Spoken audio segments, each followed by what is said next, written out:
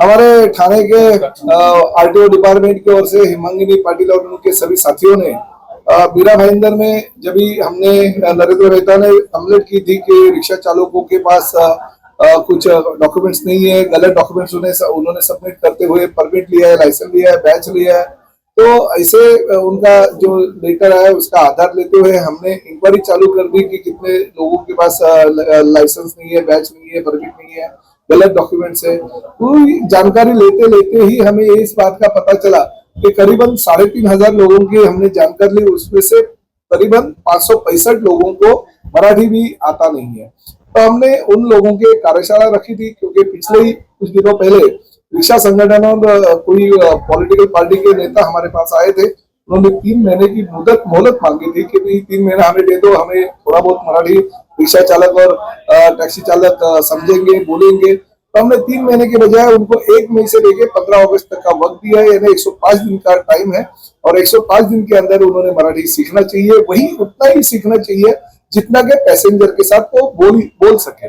क्योंकि हम ये तो नहीं कहते कि रिक्शा चालक घर पे जाए अपने परिवार के साथ मराठी में बात करे, वो मराठी में एग्जाम दे, 12th का एग्जाम दे, एमए बने, एमए का एग्जाम दे, या बीए का एग्जाम दे, या पीएचडी करे, ये तो नहीं करे। हम यही कहते हैं कि हमारे जो पैसेंजर है उनके साथ मराठी में आपको बात करनी चाहिए और बात आनी चाहिए।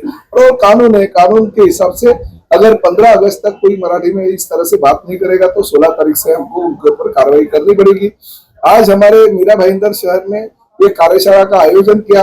हमारे मीरा भाईंदर शहर की बच्ची जो बिहार से उसके माँ बाप आए, जो जिसके पिताजी एक कड़िया काम करने वाले हैं, टाइल्स लगाने का काम करने वाले, 4 बच्चे घर में हैं, उसमें एक जो ये बड़ी बच्ची है वो 10th स्टैंडर्ड में उन्होंने 91% मार्क्स मिला है उनको, वो भी महानगर पालिका के स्कूल में जाके। तो हमने उनके हाथों से उनको बुक्स दे दिया जो मराठी के लिए हमने बनाए, और ये भी कहा कि वो बच्ची के हाथों से अगर आप मराठी सीखोगे तो हर वो विद्यार्थी के पीछे हम उनको 100 रुपया दे देंगे, मेरे जेब से दे देंगे, ताकि उसको जो एजुकेशन उसका है उसके लिए उसका फायदा हो जाए और वो मराठी सिखाए आप लोगों को।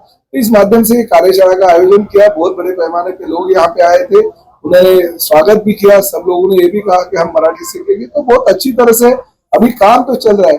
जगह जगह पे हमारे आरटीओ के अधिकारी बुक्स बांटेंगे, वो मराठी अगर सीखने की जरूरत होगी तो मराठी सिखाएंगे भी हमारे आरटीओ के अधिकारी, क्योंकि पूरा कुछ बुक नहीं पढ़ना है, पूरा कुछ कविता लिखनी नहीं है, उसका कुछ पुस्तक बनाना नहीं, सिर्फ पैसेंजर के साथ उनको मराठी सीखनी है। और इतना अगर मराठी किसी को आता नहीं है तो मुझे ऐसा लगता है महाराष्ट्र में उसको व्यवसाय करने का कोई भी अधिकार नहीं है। हम यही कहना चाहते हैं, महाराष्ट्र में अगर व्यवसाय आपको करना है, महाराष्ट्र में अगर आपको धंधा करना है तो आपको मराठी आना अनिवार्य है, जो कानून में है। कानून के हिसाब से मराठी आपको अगर नहीं आती रहेगी तो महाराष्ट्र में काम करने का आपका विचार ही नहीं है। ये सोचते हुए हम 16 तारीख से कड़ी कार्रवाई करेंगे।